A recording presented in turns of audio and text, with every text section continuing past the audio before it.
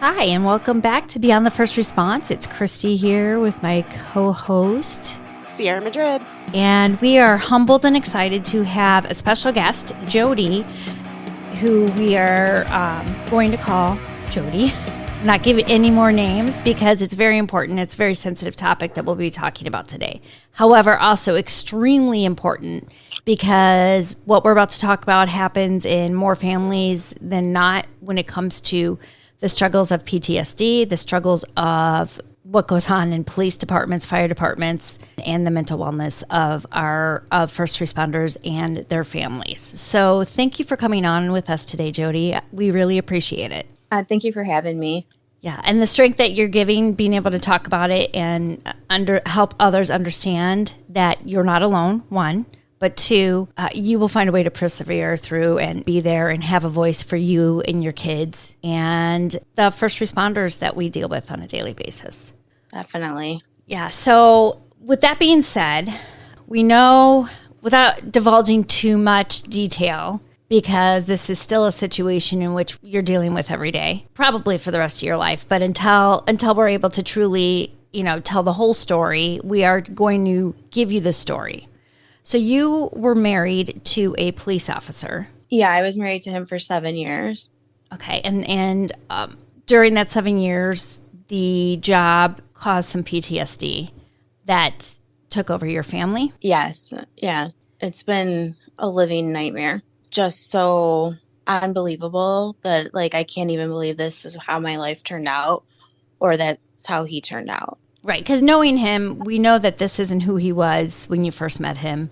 His passion to helping others was there. Yeah. And just so, would go out of his way for his coworkers and his friends and his family and anybody that needed help, he was there. Even if he lost sleep, it's just hard to see this all happen because in the end, those people weren't there for him. Sadly, isn't that true? We find out, and I think Ciara and I have found this out the hard way as well. You don't realize, people say they're going to be there until something happens and you realize that there really is nobody there for you, or very few people there for you. No, I felt like I was screaming to the top of my lungs on mountaintops, trying just to get anybody to help him or come see him or talk to him or just reach out to him. I think it just could have went a totally different way.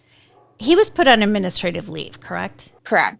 So unfortunately, this has been the big thing in my eyes too. When you're put on administrative leave, it doesn't separate. You're put on administrative leave because there's an investigation at work, for whatever reason that is, or you're put on administrative leave because you've been injured or require some time off for mental wellness.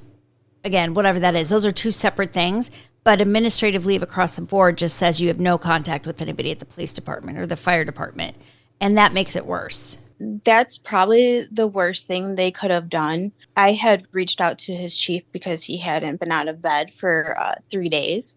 And he had gone back to work after his back surgery. And I came home one day and he had cleaned out his locker. And he had laid his dress blues in the garage. I'm like, this is going to be bad. So just remember pulling over and I called his chief and was like, he's not in a good place right now. He's not getting out of bed. I need help with him. And his chief, I'll never forget, said, I've noticed his depressed disposition at work.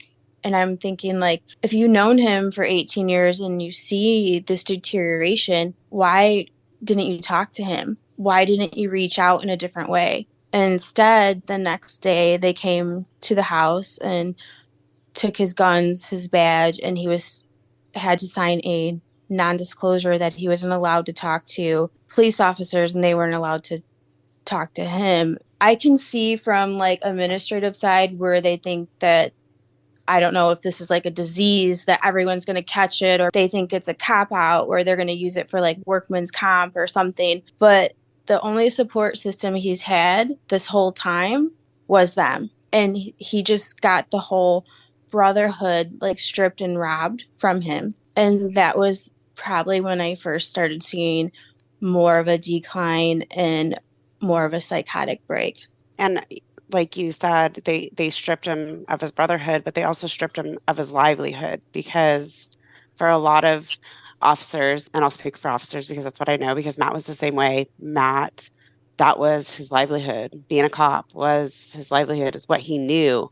And when that was taken from him, when he retired, that's when his mental health declined too. And there was nothing to save him from that, because that's all they know. And when you take it, you're literally taking their life ultimately. And people don't realize that, because that's part of the stigma. And like you said, the administrative leave, you're hurting them more than you are helping them. And especially the chief, just knowing him that long, to go, meh, that's so sad and disgusting. Yeah, and they can say and offer them like, oh, well, let me just send you to this group or that group, but it's not the same. First responders don't want to be in an environment where they may have taken somebody there on a call. And they all have different vices. It's not like there's addicts that are like drug addicts, and everyone has a story, but first responders deal with it in a different way. They have their different types of addictions. They have their gambling, their alcohol, their cheating. It's different deterioration because they're also at a different level in the society. So it's not always visible to the, regular eye. And I begged for years from his family, just anybody that would come help him. Like, this is not normal. Like, binge drinking and gambling to excessive and then sleeping 3 days is not normal. And anytime I asked him anything about work, I would say, how was work today? And he would say, thrilling. It was thrilling. Then I'd be at work and someone would be like, oh, I seen your husband on a call, and it would be like a fatal accident, and he would never tell me. So it's just, they handle it differently. They do. And the strength that you have shown through all of this, trying to find him help, says volumes, because you weren't giving up on him. And I think there's a misdeception of what people think wives, ex-wives, spouses, ex-spouses, when you have that break in a marriage like this, in a situation like this, that was all you had to do this in order to move on and have a healthy life mentally for yourself. Doesn't mean that you don't care. No, and that's the thing, is I loved him and adored him. I will always love him, the old him, but he became, in the end, unsafe. It's just, you have to protect yourself, your own energy, and your kids, And I think that's what gives me strength now, is because my youngest, my son, he's like, I'm going to be a police officer like daddy. And I'm like, the hell you are. And if you are, then I'm going to fight the fight, and I'm going to help other first responders so that their treatment is better, so that they have better mental health advocation for them, because it's just not there. It's not a disease. It's not like everyone's going to catch it in the department if they talk to each other. And I think if they can have it in their contracts you can't have visible tattoos, or you can't have this, or you have to, do all this, why can't they make it in their contract that they have to do some type of mental health every month? Right. Even if it's for their family life, there's so much stress. There is. And like you said, they stopped coming home and talking to you. It's thrilling. It was a day. It's okay. I'm good. And those are all signs that it's more than that. They don't have to verbalize it to you, of course, but to have some sort of healthy outlet. Yeah. They need to get it out, process it, but not shut down. Because this is a clear case of, once you shut down, you're reliving that moment over and over and over again. And then you have a surgery that has made your living a healthy life even harder. You can't do the job that you know and loved. You're then sitting there. Then the hallucinations start, and the grandiose ideas, and you don't see it in that moment. At least for me, I didn't see it in the moment, but looking back after Ken died, I'm like, oh my gosh, that makes sense when that phone call came across, or whatever that looked like. And I think for me, because I am a nurse, I did cardiac for a long time, and we would give patients that with withdrawal and stuff. And I just seen psych, so I knew kind of more, I think, just to notice. And I had always tried to push for him probably 6 months into our marriage. I think he needs to learn how to cope, you know? The hard part for me is his family thought I was toxic. Like, this is a toxic marriage. You're just jealous.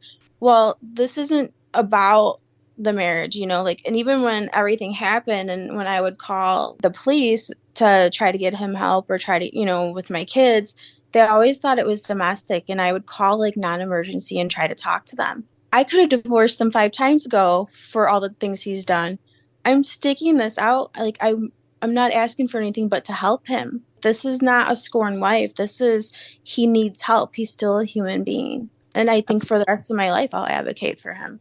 That's more of like and not taking away from it, but that's a mental health disorder, stigma that's rooted into the family, and not wanting to recognize that the job pays the toll, but if there's already a history of mental health disorder and it's ignored, it just makes it 100 times worse. Well, and it's easier to ignore or not recognize it when you're not educated on what to look for, because you can justify behavior, attitude away. Sometimes when somebody is struggling that much, they're very good at telling the story to have people around them believe that that's the true story, because they are so passionate about this is the way it is. And it doesn't fall from that until they get farther out into the struggle. And the thing was, like, he would come, like I said, he would come home and I just could tell in his like mannerism, the way he spoke, like something happened, but he wouldn't open up. And then, you know, he would get dressed, like take a shower, get dressed, leave, go binge at the bar. And then it would be like 3 days of hard drinking and then 3 days like sleeping. Like, that's how he handled things. And then it was just like, this is not normal coping. And so that was early on in the marriage. And then after the non-disclosure, I wasn't here when they came to do that, but when I walked in after, he literally was crying and sweating and pacing back and forth. And I really thought he was going to kill himself that day. He talked to me nonstop for probably 12 hours until about 5 or 6 in the morning from the time I got home from work. And it was just a flight of ideas. And I really thought that he was going to take his life and mine that day. My kids were not here that day. That was the first time I seen him break down.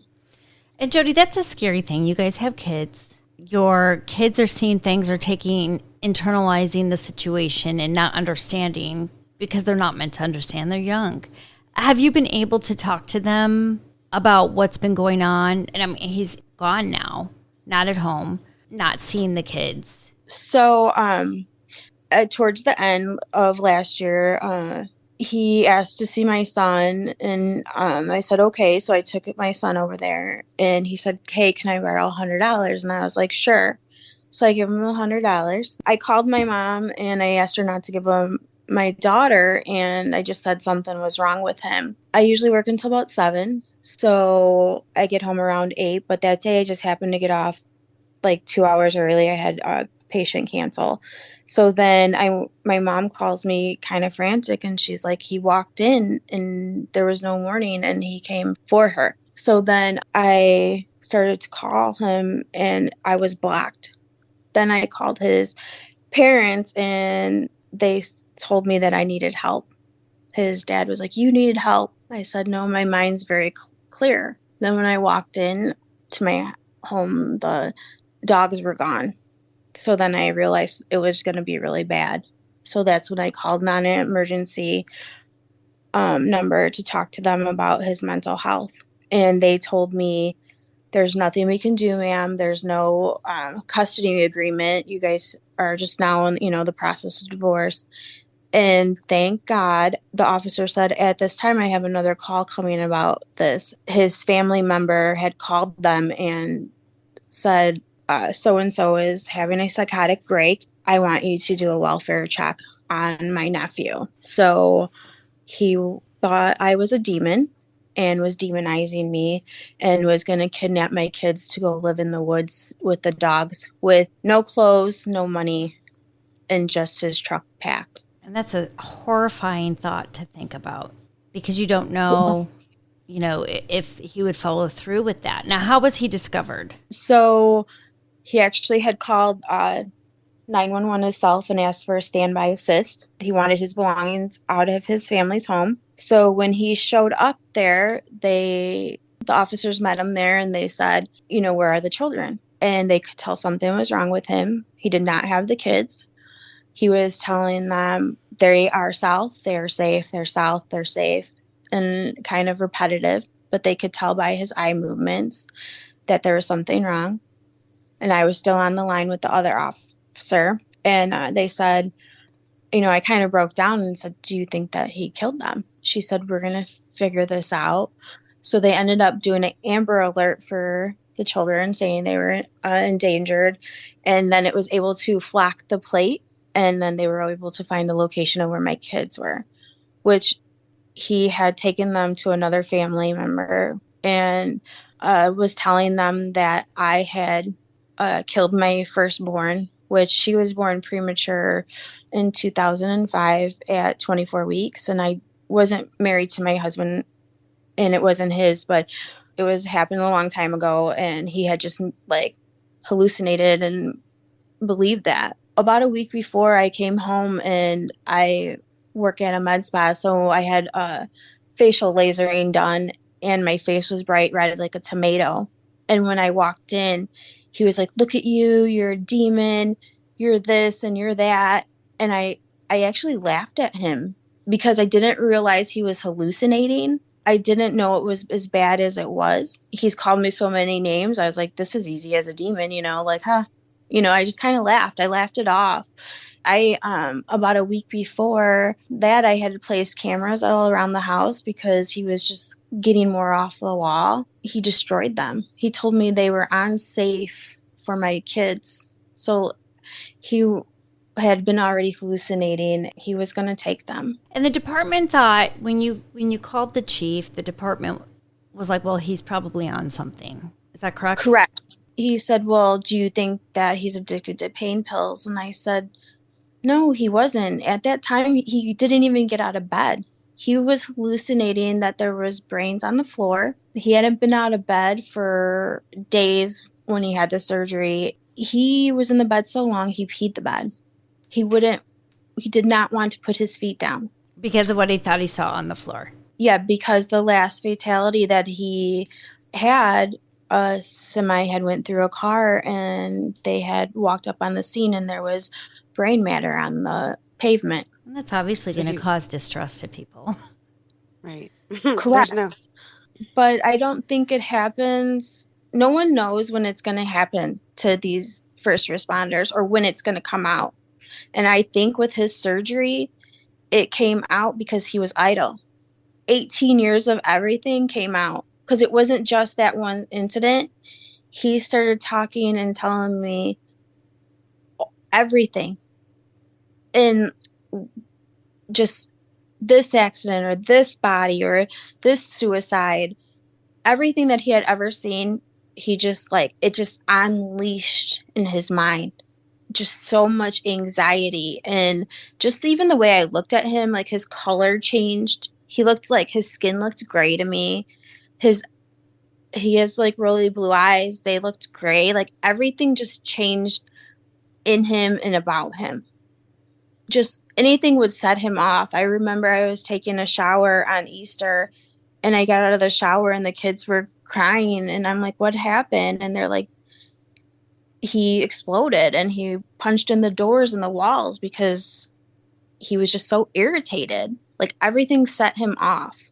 Towards the end, I would just grab my kids when I got home from work and go upstairs. And probably for 2 years, I slept upstairs away from him with my kids, just trying to protect them and trying to live life. It's hard to because when you're in it, it's like a fog. So you don't realize how bad it is until you start to come out of it yourself. And so then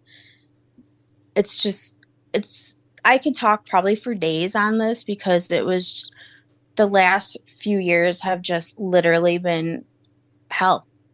I just want people to know it's okay to talk about it. It's okay to reach out to your other brother or sister and be like, hey, I noticed like things are changed. Like, you want to talk, you know? Or maybe they don't want to talk. Maybe they just need to sit there and laugh with you or go fishing or anything. It's just really hard because they try to hide it within, and that's the last thing they need to do. It definitely it takes away it makes it more difficult for them and for you because you're trying to be supportive, but you don't understand what you're being it's not that you don't understand how to be supportive, you don't understand what the struggle is to help them through it because they've shut down completely. Yeah, I mean, just the deterioration that I've watched. And once he got to a point, there was no turning back.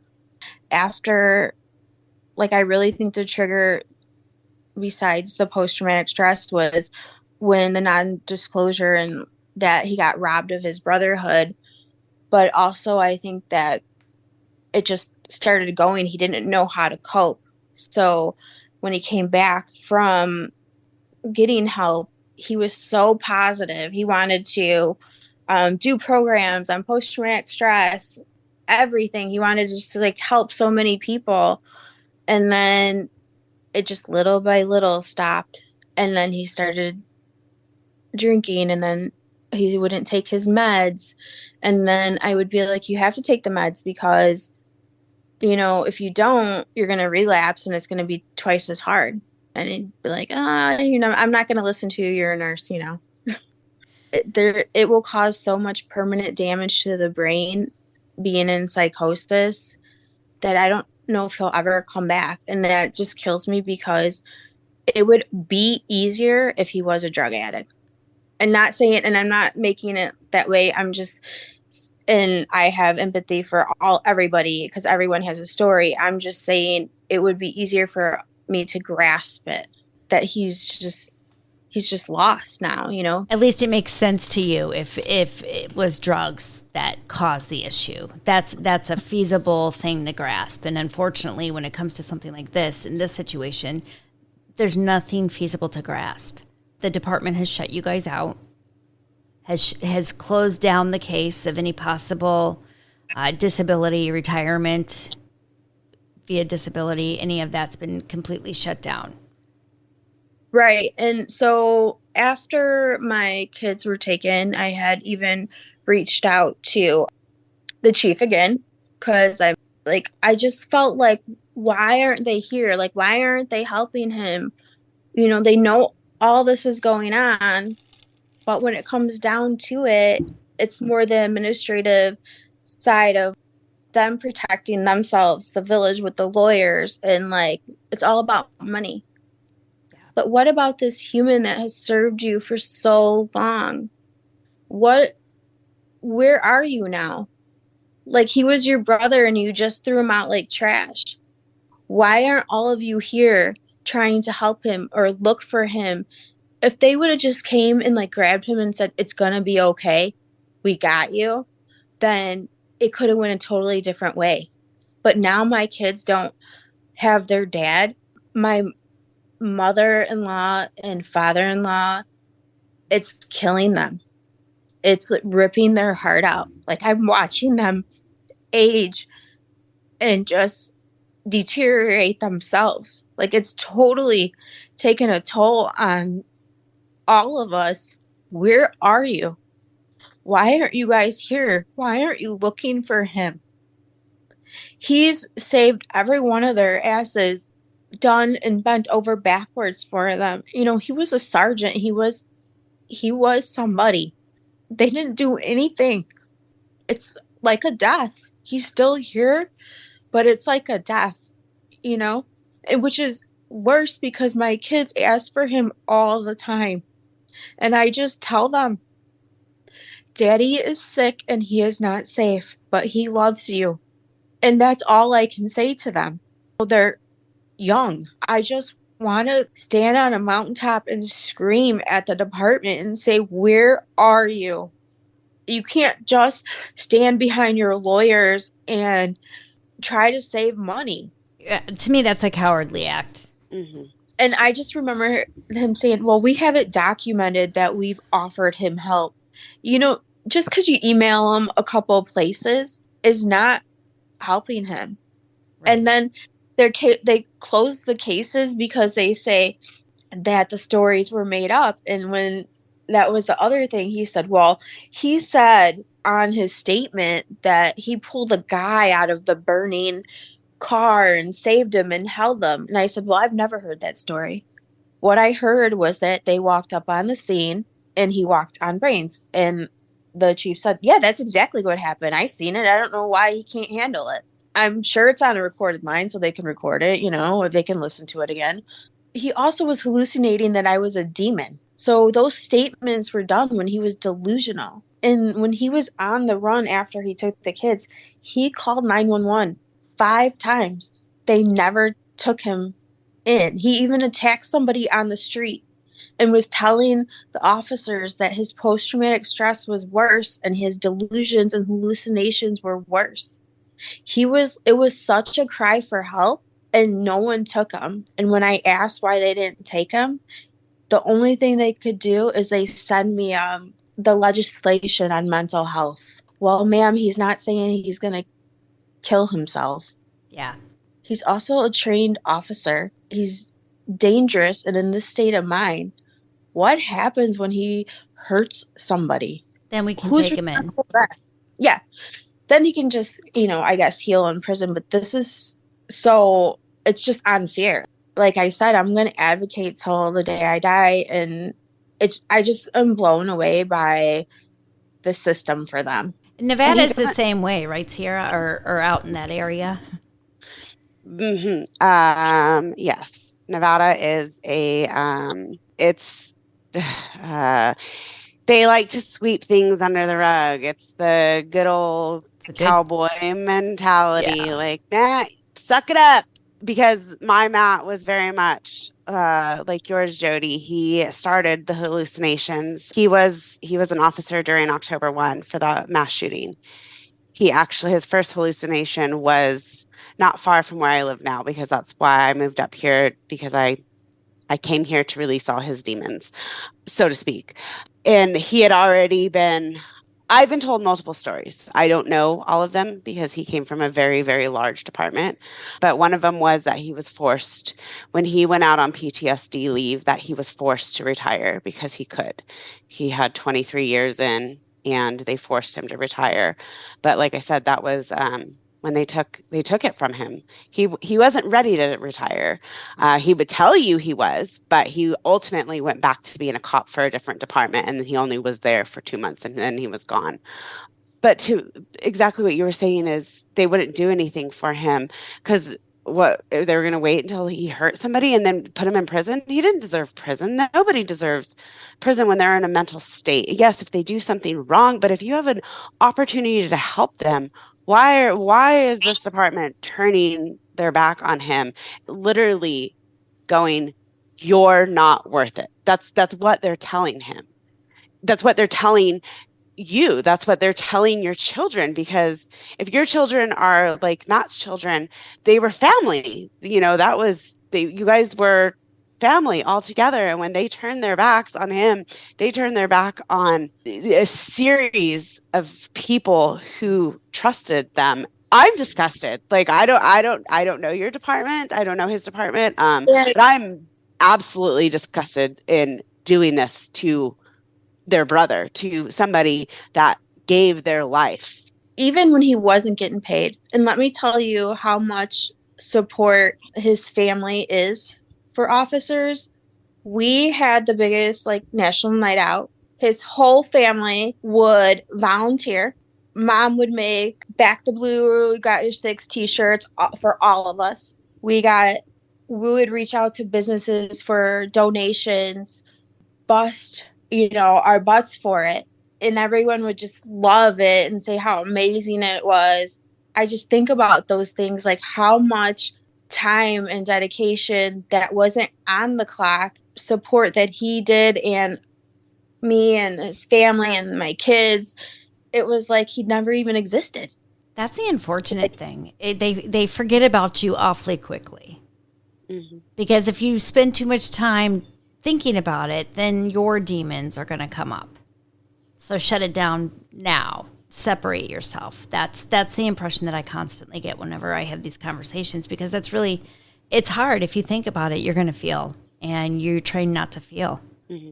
But what happens when my kids feel? Right. When his family feels? What about that? Yeah, that's not their concern anymore. It never was their concern to begin with. That's the unfortunate thing.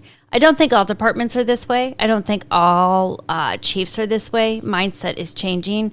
But at the end of the day, they don't want to talk about it because they don't want to be removed from that position, or they don't want to be held liable for it. Based on not helping, you're liable for it. But long as it's documented that they tried to help, long as there's an email. But what did you really do? You did nothing. There's no follow-up. No, it was, I sent you this and I reached out and it's documented. But the only thing they really did was just take his badge, his guns, everything inside his soul, really. Right. And with the kids, because I think it's so important. We know that he loves his kids.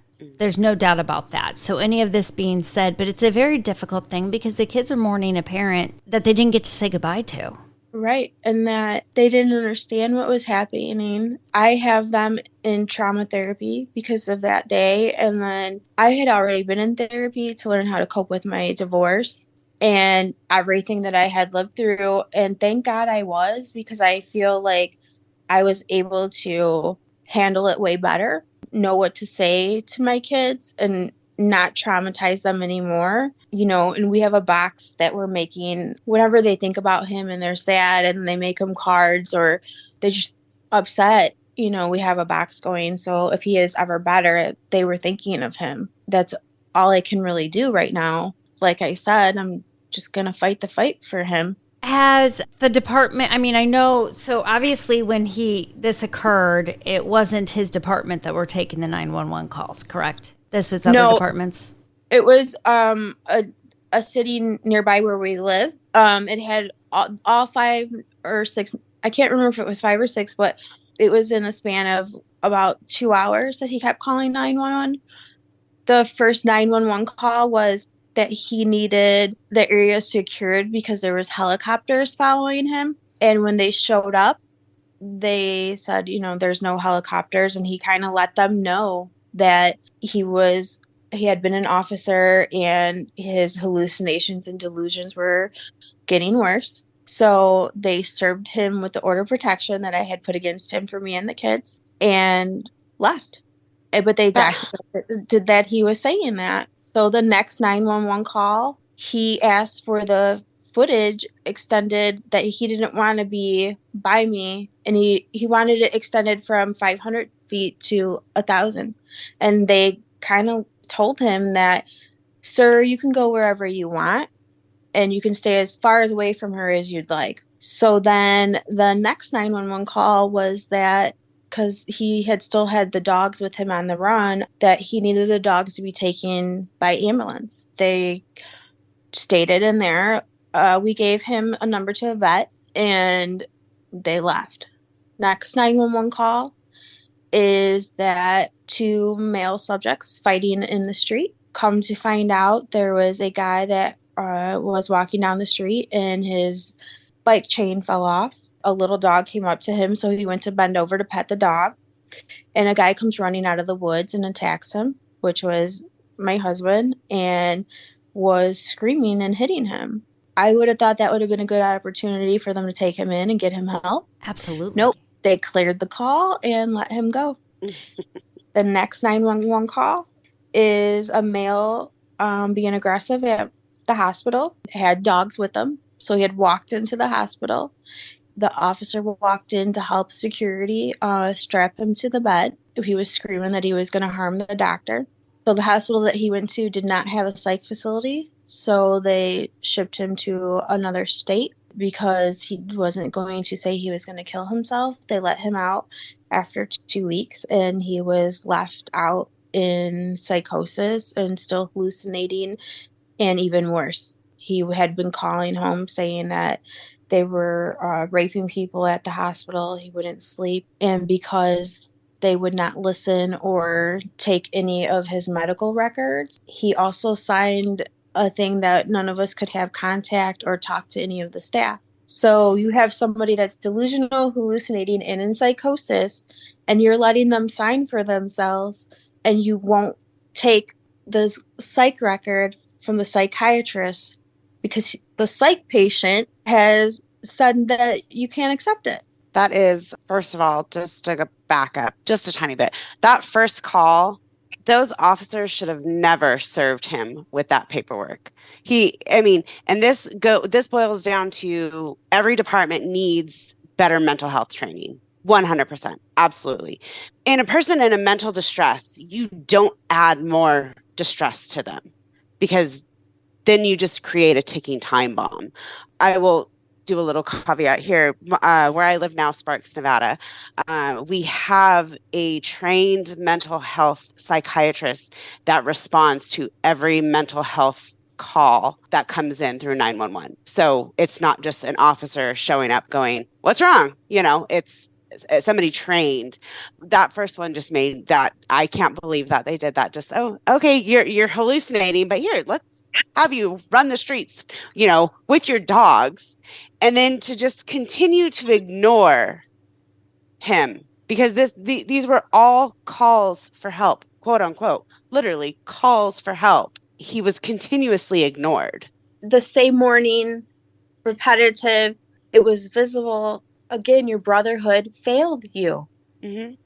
And not just your brotherhood, but they're all brothers. They're, no matter if they've worked in the same department or not. Like, I have a blue line flag, and a retired cop from a state away was walking by yesterday and like, "Who's the officer? I'd like to shake their hand." And I explained who I was and all that. And so it's his entire brotherhood failed him, not just his department, not just his friends and family within that department he worked for.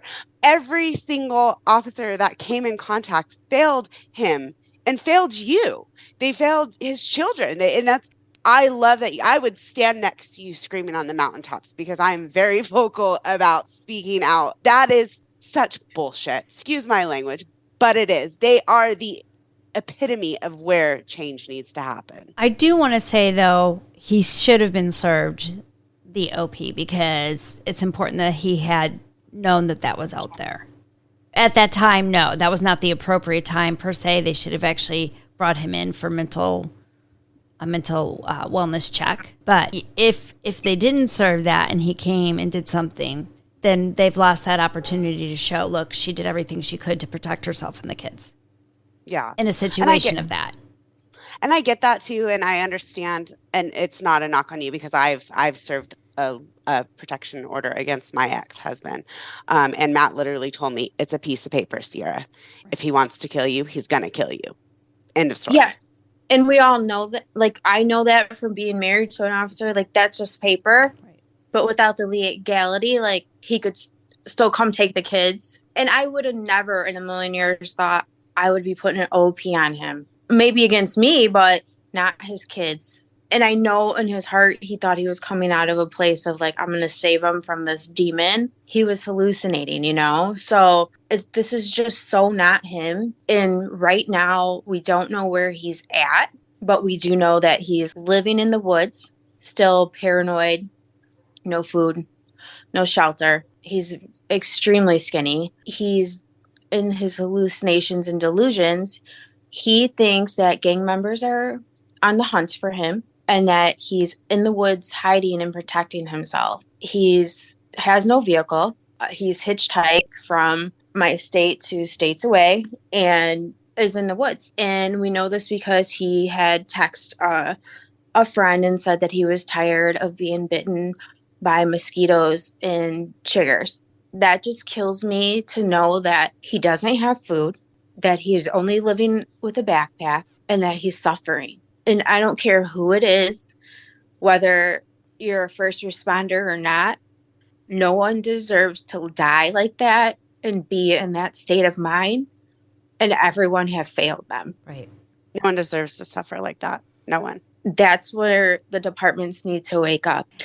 Mental health in general. Like, I'm so sick of hearing, well, we can't do anything because he didn't say he's going to kill himself. Right. That's their way out of having to do something about it. He's not harming himself or somebody else. Well, in that case, that first 911 call or the second one where he attacked the person, I'm sorry, but that actually is harming somebody. Right. Yeah, and I think it was like they were just annoyed. It seemed like on those, when you read it, like called back and now I'm dealing with this. And he was calling because he was crying for help. They just kept dismissing it. I know we're getting ready to wrap up here, Jody. Is there any advice that you can give families that are currently going through this and don't necessarily realize what's happening? Because we've all have been in that place where we're not recognizing it at first. For Ciara and I, it was more the after suicide that we were able to discover all of what was going on. You're living it and you're discovering it and you're showing that strength. So we appreciate it very much, you coming on and talking about it. What's something we can give families that are thinking something's off? Follow your gut. When you know in your heart that something's off, just really follow it and follow through with getting them help early on. There's different signs and different types, I think, of addictions with first responders. Like I said, they vent differently. So it's the drinking or just different things like binging. It might just be playing slot machines, stuff like that. That's kind of that repetitive mind where it just keeps the mind going so they don't have to think. And just really talk to them and keep your communication open and know that you have to be the strength because they're not going to help you. As much as you think that brotherhood or whoever is out there, they're not going to help you. You have to be the rock in your family. Don't take no from that person for an answer. And document. Yes. Yeah, document it, keep it in a safe place each and every time because you might not think you need it or you don't want to put it down on paper because you don't want to see it. But then you're going to end up in situations like this that documentation is huge. And it's kind of funny because you know how when you call a station, it's on a recorded line. And I wish I would have turned it around and be like, yes, Chief, just so you know, this is on a recorded line. You just need to protect yourself in every way from the system. Just all I can say is advocate for them. Can you FOIA those recordings, those calls? I have them. Good. Or do you mean with the chief? With the chief. Can you FOIA those? I probably could try. Because I did write down the date and time that I called. That way, if it was recorded, which it should have been recorded, those things are being said. Yeah, no, I'm pretty sure that, I've learned enough by that time to write down the date and time of the call. Good. And this just shows part of why we do what we're doing now is that your family's there for you and they're serving invisibly next to you. The support they have for you is more than you will ever understand. And even if your marriage or the situation doesn't work out because of the struggles that you're having, doesn't mean that they don't care about you.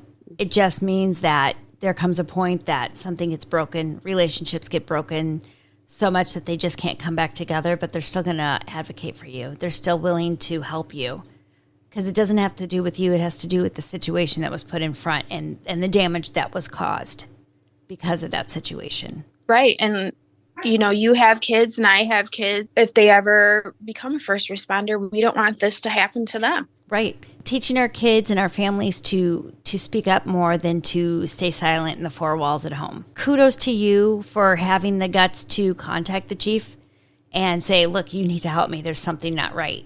I did not do that. I instead would do well-being checks from the department in the town that I live in. I would contact friends that I had and have them do well-being checks. Looking back, that subconsciously, I obviously knew this is what's happening, but I didn't want to, ruin his job. Where at the same time, I don't know that they would have done anything if I would have. I would, if I could go back, which we can't go back, but if I could go back, I would be calling the department and I would be talking to the chief and I would be in that PD every day until something was done. Yeah, I can say that he had trained a rookie, and when no one would listen to me and he wouldn't get out of bed, I had called him and said, hey, here's my garage code. And is the one that came. And he is the one that like pulled him out of bed and said, "You're going to talk to somebody." It still deteriorated later, but like he was there. You know, I kept trying until somebody would listen. Right. And it's not the whole department that won't listen. Sometimes, again, that administrative leave, that letter shuts the whole department off. And that needs to change. It'll take away their livelihood if they're going to get in trouble for talking to them. And that's the unfortunate. They want to be there.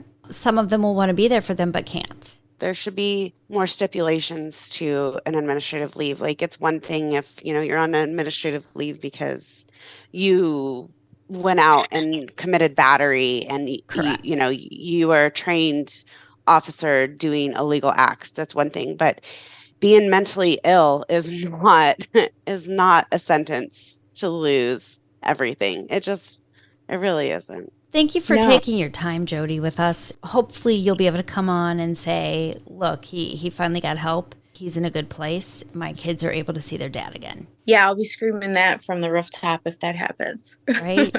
Right. We'll have a party. Yeah. But I'll party with you over here. Right.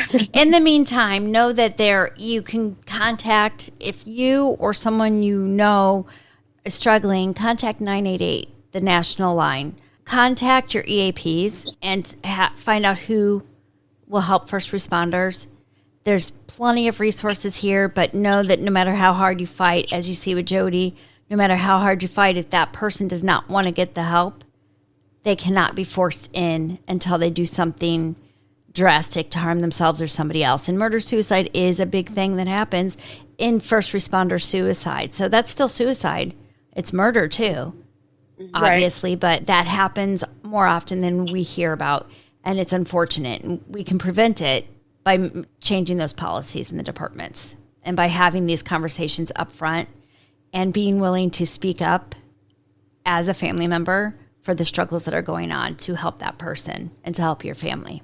I will add in there's the COP line too, for not just 988. There's the COP line where you can speak to officers that know and that's what they're there for, is for you to go through their traumas or your traumas with them and to help you. So there's that one too, not just 988.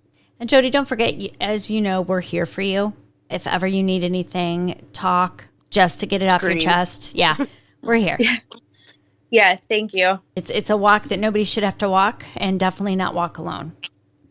Right. I told you I was ready to fight the fight. Yep. And I'm honored to know you and know that you're able to do that.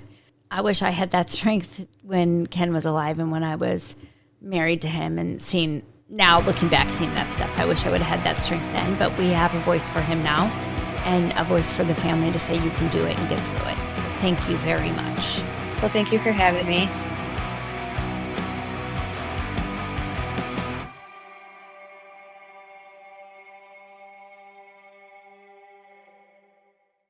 We are excited to be able to start our day with Badge Brew Coffee. Hey Robin, did you know that Badge Brew has a new charitable badge collab roast? Hey Christy, I thought I heard that was going to happen. Yeah, it's called First Response Roast, with a spicy, smooth, medium roast with flavor notes of spice cake and citrus undertone. Oh, that sounds amazing. And if that doesn't tempt our audience, a portion of the proceeds go to First Help. Oh, and don't forget, they're first responder family owned. Whether you're on day shift, night shift, or the shift of raising your family, Badge Brew has your coffee ready and waiting. So let me ask you, what's your badge of honor? Find out by going to badgebrewcoffee.com and order yours. If you want the first response roast, click on Charitable Badge Collab. I know I am.